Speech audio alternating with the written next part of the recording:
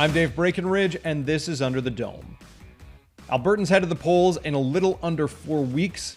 The 2023 election campaign kicked off in earnest on Monday, with both leaders hitting the ground running in Calgary. We saw dueling press conferences from UCP leader Danielle Smith and NDP leader Rachel Notley. Today on Under the Dome, we'll talk about what was announced, what was discussed, and what the next few weeks may look like. I'm joined today by Lisa Johnson, one of the two political reporters at the Edmonton Journal. Lisa, we're into campaign mode right now. We may as well dive right into it. The campaign started Monday with the official passing of the writs of the 2023 election. Albertans will go to the polls on May 29th. But things kicked off a little differently than Albertans may be used to. Typically the premier of the day would go visit with the lieutenant governor, I believe, at Government House, and just overlooking the river valley in Edmonton. And then there'd probably be some kind of press conference or campaign launch event at the Alberta legislature. This time things were a little different. How did the writs get passed, or how did the election get launched? So essentially what happened is, because the lieutenant governor is out of the country at the moment, the normal process kind of shuffled to the Alberta's Chief Justice, who's in charge of issuing the writs, and officially they dissolved the legislature. That kicked everything off. We got the official notice that had happened around 11 o'clock in the morning, and that was right about the time that Danielle Smith, UCP leader, gave her first stump speech from a driveway in Calgary on Monday, outlining some of her priorities for the campaign. This election is about families, hardworking women and men who deserve good paying jobs, who deserve safe streets and communities, who deserve low taxes and an affordable cost of living. And while Alberta's economy is booming, it seems everything we need to live and raise our families is getting more expensive. And we are mindful that taxes are the biggest cost for most Alberta families. That's why the United Conservative Party is committed to making life affordable by cutting taxes for all Albertans. So today, I'm pleased to announce a re-elected United Conservative government will create a new 8% tax bracket on income under $60,000. This means that every Albertan earning over $60,000 or more will save $760. That is $1,500 per family. Albertans earning less than $60,000 will see a 20% reduction to their provincial tax bill under this tax cut. This permanent billion-dollar tax cut will provide meaningful, timely tax relief to Albertans at a time when they need it most. And I know that both leaders, in advance of Monday's election kickoff, they held kind of big pre-campaign rallies for supporters. Smith held a couple on Saturday, one in Edmonton, one in Calgary. Rachel Notley, I believe, did the same. And then they both returned to Calgary. As we've discussed on the show before, that Calgary is expected to be the battleground in this election. A lot of seats up for grabs, a split support between the UCP and the NDP in Calgary compared to, say, Edmonton or rural Alberta. And so, as you said, Danielle Smith kicked off her campaign from a driveway in the riding of Calgary Southeast, the home of MLA Matt Jones. Not his home, but the home riding of MLA Matt Jones, if I'm not mistaken. What was the general tone of Danielle Smith's, I guess, first stump speech from the campaign? She was very optimistic. She was pretty jovial. She was very excited to announce a new campaign promise, I guess the first official campaign promise, which is introducing 8% personal income tax bracket and freezing personal taxes for Albertans, which I think amounts to just over $700 for each Albertan. And for those who make less than $60,000 a year, it would amount to a 20% tax cut. So she was pretty jazzed to roll that out. She was focused primarily on painting the NDP as a regressive choice. And in order to keep the economic momentum that Alberta is seeing right now, she encouraged voters to stick with what she characterizes as the stability and the economic management of the UCP. Yeah, I was kind of surprised by the amount of times I heard in that stump speech, both from Danielle Smith and from Matt Jones, we're moving Alberta forward. We can't afford to go back. And the assertion that the NDP were a step backwards. Were you surprised at all by any of what Smith announced, or any of the kind of the tone, the mood of the Smith campaign launch on Monday? A lot of people have noted some surprise at the idea of this particular tax cut, given that in the past we've seen UCP members more supportive of a flat tax. So I think some people were a little bit surprised by that particular policy move. But it does fall in line with what Danielle Smith has been focusing on, right? Affordability issues. She's previously said there will be no tax hikes under a UCP government. She's really focusing on those issues ahead of the vote. Interestingly, Rachel Notley has also kind of matched that and said we won't be increasing taxes either. But I think that there was a very much a forward-looking focus in Smith's speech, which definitely contrasted, opposition NDP leader Rachel Notley's speech, which had a lot to say about the last 4 years and what's gone on in Alberta politics in the last 4 years. Mm-hmm. And I do want to get to Rachel Notley and her kickoff in a second. I was curious, though. So we have Danielle Smith announcing what I believe is a fairly significant tax cut in terms of dollar values to the Alberta Treasury. And then this is coming on the heels of the announcement of provincial involvement in an arena deal to help the Calgary Flames build a new venue in central Calgary, and other measures that the Premier has talked about in the last few months leading up to the campaign. There were a lot of announcements made by the government in advance of the campaign. Do we know how this tax cut is going to be funded? So it's going to cost $1 billion. Danielle Smith characterized it as permanent. It wasn't entirely clear through the question and answer period and through the news release, but presumably that's $1 billion a year. So that is a hefty price tag for one policy move, that's for sure, especially considering how volatile Alberta's revenues are with the price of oil and gas, right? Yeah. Now, not long after Danielle Smith appeared from Southeast Calgary, NDP leader Rachel Notley also in Calgary to kind of officially get the campaign underway. Where did she make her first campaign stop, and what kind of announcement or what kind of statements was she making on her first day on the campaign trail? So Notley made her first speech at a corporate office in downtown Calgary, and she, of course, had her NDP candidates lined up behind her, facing the camera and nodding and clapping. And she also had a room full of supporters, right? So after just about every comment, there was a sea of cheers and applause. There was a lot of support in that room, and she essentially outlined or tried to paint herself as the party of stability, the party of predictability, the party of competent leadership, right? She said she's, you may not agree with me on everything, but you know exactly where I stand. You know that I won't be flip-flopping on important issues.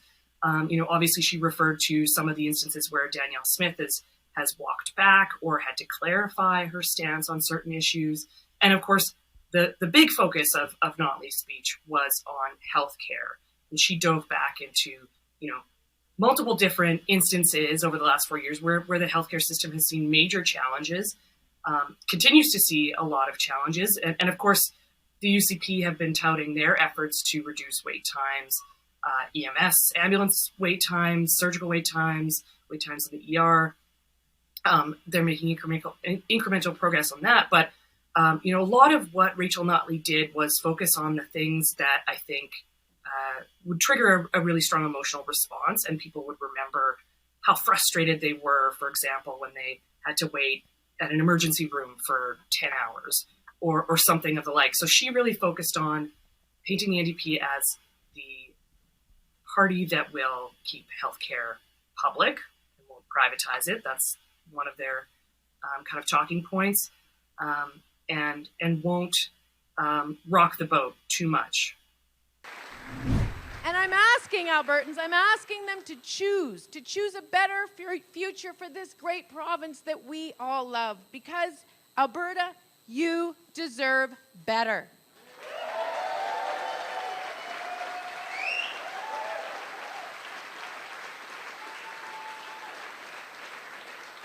After 4 very hard years, dealing with a healthcare crisis, an affordability crisis, and a UCP government constantly in crisis, this campaign is actually about giving families hope.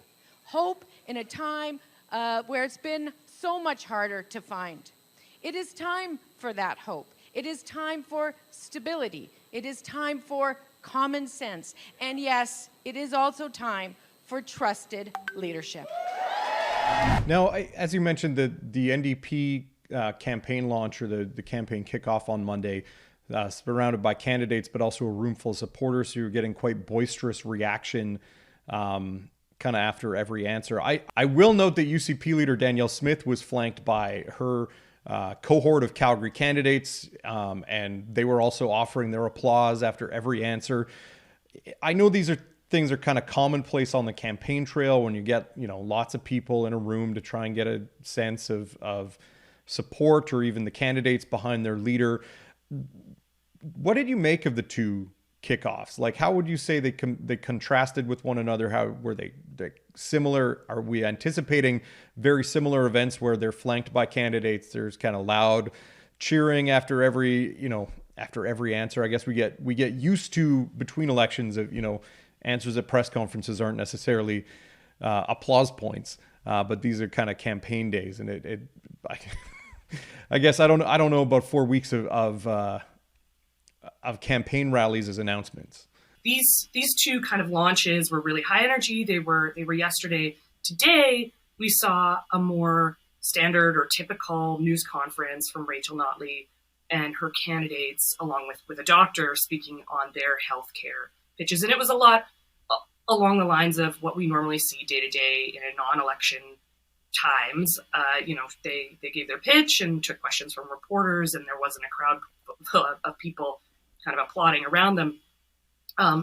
It'll be interesting to see how Smith's team brings her out to public events where the media are invited. We know, for example, today there are no public events with Smith planned.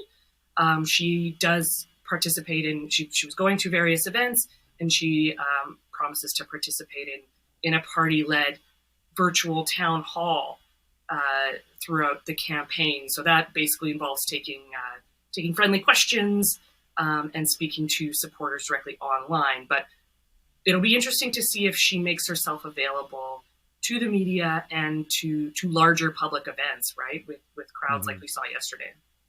Yeah, I am curious though. In the lead up to the campaign, there were both UCP party announcements and government announcements, and kind of some of them were announced in the budget, and there were re-announcements of funding that probably needed to get out of the way before the campaign started. Do you get a sense that the UCP is planning a huge amount of new policy in this campaign, or they're trying to campaign largely on the strength of what they already did? I guess running on the record in the last 4 years, but also running on the last 6 to 8 months of politics and some of the announcements that were made by Smith during the UCP leadership campaign, and also since she became premier. That's an interesting question, because, going back to the 2019 election, we had a thick and comprehensive election platform from Jason Kenney's UCP. And so will what Danielle Smith pitches be as comprehensive? I don't know. It seems, and a lot of people have pointed out, since she won the leadership and came into office and checked the main boxes of what she had been promising during the UCP leadership campaign, what policy does she have left? What direction does she actually want to take this province in? And there are a lot of open questions, right?